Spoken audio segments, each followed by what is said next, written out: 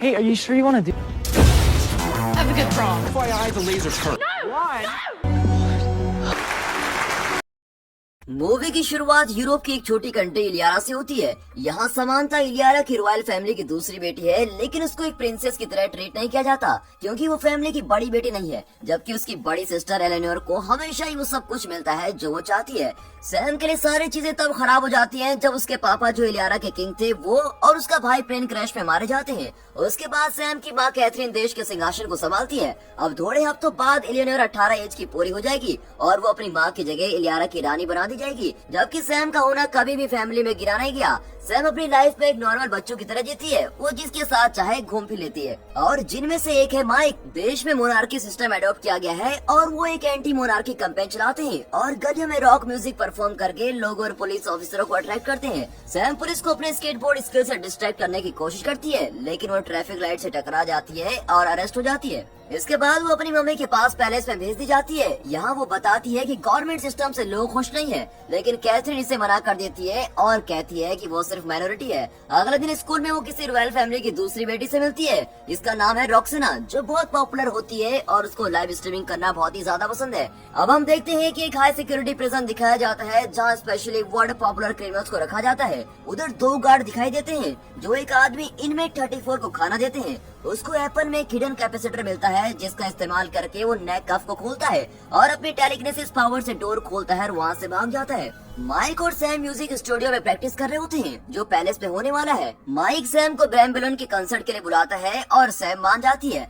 अब वो सरप्राइज हो जाता है जब सैम गार्लिक नाम की खुशबू उसके मुंह से पहचान लेती है जो उसने 2 दिन पहले खाया था। उसके बाद सैम अपने ओल्ड स्टफ को देखती है जो उसके पापा का भी ओल्ड स्टफ है और उसको अपने पापा की याद आ जाती है जो उसको स्नोफ्लेक्स करके बुलाया करते थे क्योंकि सैम उनके लिए बहुत ही ज्यादा स्पेशल थी। उसी रात वो एक प्री इवेंट अटेंड करती है जो कि एलेनोर के राज तिलक से ठीक पहले किया जाता है। उसको एकदम से याद आता है कि उसने तो माइक से प्रॉमिस किया था कि वो उसके साथ पार्टी में जाएगी। अब वो अपनी मम्मी से झूठ बोलती है और एक रॉक गर्ल बन के माइक से मिलने चली जाती है। हालांकि दोनों के पास आईडी कार्ड नहीं होता और उन्हें बिल्डिंग के अंदर एंट्री नहीं मिलती। वो एक बैकडोर वर्कर से टकराते हैं और सैम दूर से ही डोर का पासकोड एंटर करके देख लेती है और फिर वो दोनों बिल्डिंग में एंटर कर लेते हैं। सैम को एकदम क्लब की सारी चीजों की आवाजें सुनाई देती है और चाहे वो हार्ट बीट हो या फिर कोई इंसेक्ट की बजिंग, वो अनकंफर्टेबल सा फील करती है और उसको चक्कर भी आने लगते हैं। अब वो कंसर्ट को रोकने के लिए मजबूर होकर फायर अलार्म का ट्रिगर बजा देती है जिसकी वजह से वो फिर से अरेस्ट हो जाते हैं। अब माइक को लगता है कि उसकी फ्रेंड सैम के साथ कुछ गलत हो रहा है और ये उसको तब से लगने लग गया था जब सैम ने उसके 2 दिन पहले खाए हुए गार्लिक की खुशबू पहचान ली थी। फिर उनको ज्यादा देर तक रखा नहीं जाता और उनको छोड़ दिया जाता है और उनके पेरेंट्स उनको लेके जाते हैं। कैथरीन डिसाइड करती है कि वो अपनी बेटी को समर स्कूल में भेज देगी, जो टेस्ट उसने मिस किए हैं वो फिर पूरा कर लेगी।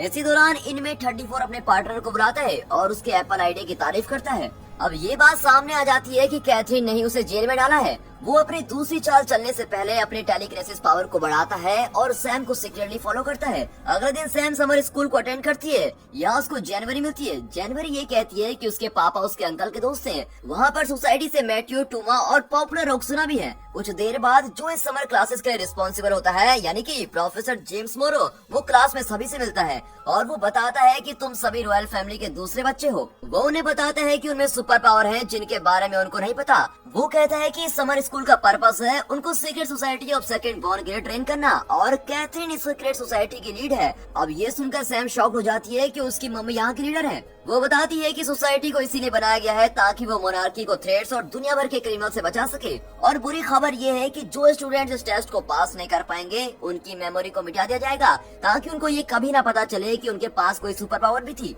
अब वो अपनी पहली ट्रेनिंग स्टार्ट करते हैं जिसमें उनको पिरामिड तक पहुंचना है, लेकिन वो इतना आसान नहीं जितना लगता है।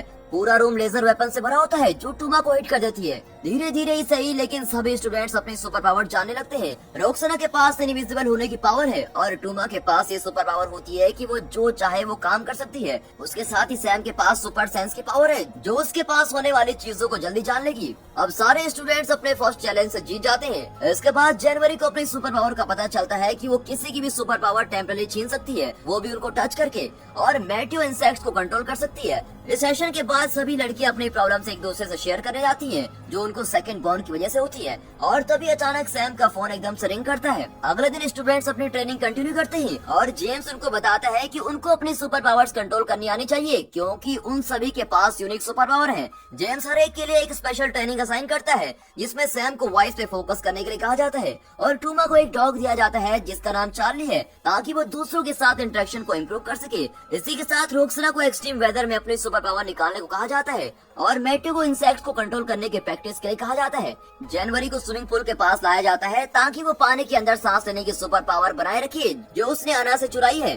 जेम्स अपने स्टूडेंट्स की पावर को लॉन्च के टाइम भी आजमाता है। वो सैम को पॉइजन खाना देता है ताकि वो अपनी सेंस पावर से पता लगा सके कि इसमें जहर है या नहीं। और जनवरी अपने फेवरेट एप्पल उसके साथ शेयर करती है। उसी रात माइक के पापा आते हैं और माइक को प्रिंसेस चिल्लाता हुआ देख लेते हैं। उसके पापा उसको एडवाइस करते हैं कि बेटा रॉयल फैमिली से दूर रहना चाहिए, क्योंकि हम उनके लेवल के नहीं हैं। अगले दिन सैम को उसकी मम्मी एक अंडरग्राउंड हेडक्वार्टर में लेके जाती है। यहाँ अलग अलग चीजें रखी होती है। उनमें से एक डीएनए बेस्ड नैनो डिवाइस होती है जो स्पेसिफिक लोगों को उनके जेनेटिक सीक्वेंस से टारगेट करती है। फिर कैथरीन उसको कुछ ट्रिक्स देती है जिससे वो अपने सुपर पावर को बढ़ा सके। उसके बाद रॉक्सना को छोड़कर सभी स्टूडेंट्स अपने सुपर पावर के मास्टर बन जाते हैं। सैम वॉइस को करेक्टली गैस करती है, मैटो इंसेक्ट्स को अच्छी तरह से कंट्रोल करना सीख लेती है और चार्ली टूमा का ऑर्डर मान जाता है और जनवरी अपना बेस्ट रिकॉर्ड बनाती है पानी में ब्रीथ होल्ड करने का।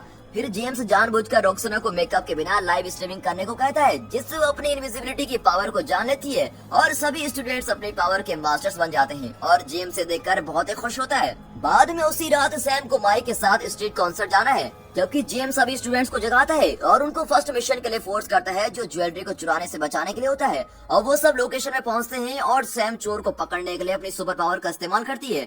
वो चोर के पीछे भागते हैं और उसको पकड़ने की कोशिश करते हैं, सिर्फ ये पता लगाने के लिए कि वो असली में जनवरी की कोच है। अब उन्हें ट्रिक किया जाता है और वे ज्वेल को बचा नहीं पाते। इस बात से जेम्स काफी नाराज हो जाता है और वो बाकी दिनों की ट्रेनिंग कैंसिल कर देता है। अब सैम माइक से ना आने के लिए माफी मांगती है, लेकिन उसको ये बताने के लिए मना किया गया है कि उसके साथ अभी अभी क्या हुआ था जो उसको दुखी कर देता है। अब अगले दिन उनका ये फ्री डे है, इसलिए वो एक शॉर्ट वेकेशन के लिए बीच में जाने का प्लान करते हैं। अब ट्रेनिंग के दौरान सैम जनवरी के क्लोज आना स्टार्ट कर देती है और उसको पैलेस में इनवाइट करती है। वो अंदर जाते हैं और सैम उसको अपना म्यूजिक स्टूडियो दिखाती है और वो उसको बताती है कि उसके पापा ने सीक्रेटली इस टावर को म्यूजिक स्टूडियो में कन्वर्ट कर दिया था। अचानक माइक स्टूडियो में दिखाई देता है और वो सैम को उसके बिना खुश होते हुए देखकर नाराज हो जाता है। कुछ ही देर बाद इनमेट 34 आता है और वो स्टूडेंट्स पर टेलीकिनेसिस से अटैक कर देता है। उसके जाने से पहले सैम को उसके स्नोफ्लेक्स कहने की आवाज आती है, जो उसको उसके पापा बुलाया करते थे। फिर सैम सोचती है कि इसको ये नाम कैसे पता, क्योंकि ये तो सिर्फ मेरे पापा ही बुलाया करते थे। जेम्स उसको शांत होने का ऑर्डर करता है, लेकिन सैम नहीं मानती और उसके पीछे भाग जाती है। सैम उसका पता लगा लेती है और यहाँ जेम्स उसको बचाने की कोशिश करता है। फिर वहाँ पर इनमेट 34 और जेम्स के बीच में फाइट होती है, लेकिन वो उसको मार देता है। वो उसे बताता है कि वो उसका अंकल एडमंड है। वैसे ही जनवरी आती है और एडमंड को पंच करती है। फिर दिखाते हैं कि यहाँ टीचर हॉस्पिटलाइज हो जाता है। कैथरीन को अपनी बेटी को सच्चाई बतानी पड़ती है और वो बताती है कि एडमंड ने सिंहासन के लिए तुम्हारे पापा को मारा था, इसीलिए मैंने उसको जेल में बंद करवा दिया था। अब सैम एडमंड को मिलने की डिमांड करती है, ये पता लगाने के लिए कि असली में वो उसका अंकल है कि नहीं। वो उसको बताता है कि उसका मोटिव मोनार्की खत्म करना था, जिससे सारे लोग इक्वली रह सके। फिर वो बताता है कि वो अपना सब्र खो चुका था सैम के पापा का वेट करते करते कि वो अब कोई चेंज करेंगे, लेकिन उन्होंने कोई चेंज नहीं किया, इसीलिए उसने उसका मर्डर कर दिया। वो फिर अपनी बड़ी सिस्टर से मिलती है और उसको कहती है कि जैसे ही तुम्हें क्वीन बनाया जाएगा तुम्हें चेंजेस करने होंगे।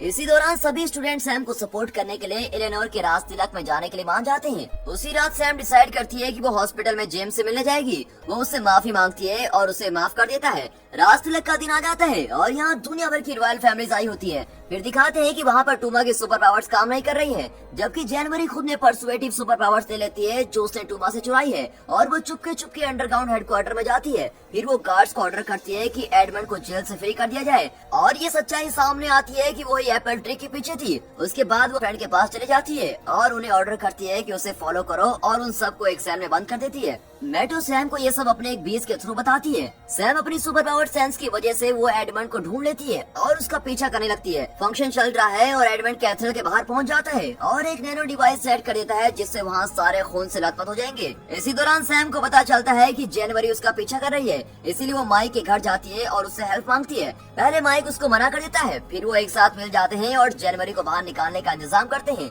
क्योंकि उसने एडमंड से डील कर रखी थी ताकि वो शासन कर सके। फिर वो दूसरे स्टूडेंट के साथ ग्रुप बनाते हैं और उसको रोकने की कोशिश करते हैं। वो कहता है कि दुनिया में अगर रॉयल फैमिलीज ना हो तो सभी लोगों को फ्रीडम मिल जाएगी, सैम, टूमा और रोक्सना उसको डिस्ट्रैक्ट करने की कोशिश करते हैं और उसको एक ऐसे रूम में लेके जाते हैं जहाँ उसकी पावर काम नहीं करती। वहाँ माइक उस टेनो डिवाइस को रिप्रोग्राम करता है जिससे एडमंड अंदर ही ट्रैप हो जाता है और दूसरी तरफ राज का फंक्शन कंप्लीट हो जाता है बिना किसी डिस्ट्रक्शन के और इलेनोर इलियारा की न्यू क्वीन बन जाती है। सैम, रोक्सना, मैटी और टूमा को सोसाइटी में एक्सेप्ट कर लिया जाता है और जेम्स भी ठीक होकर वापस आता है। अब कैथरीन सीक्रेट सोसाइटी का सच न्यू क्वीन को बताती है और वो सैम को प्रॉमिस करती है कि इलियारा के लोगों को प्रॉमिस देगी कि मोनार्की के साथ साथ वो पार्लियामेंट भी ऐड करेगी। सेकंड सोसाइटी को इन्फॉर्म किया जाता है कि जनवरी भाग गई है और इन्हें उसे ढूंढना है और यही इनका नेक्स्ट मिशन है और फिर ये इसी मिशन के लिए निकल जाते हैं। और दोस्तों, यहाँ पर ये मस्त मूवी खत्म होती है।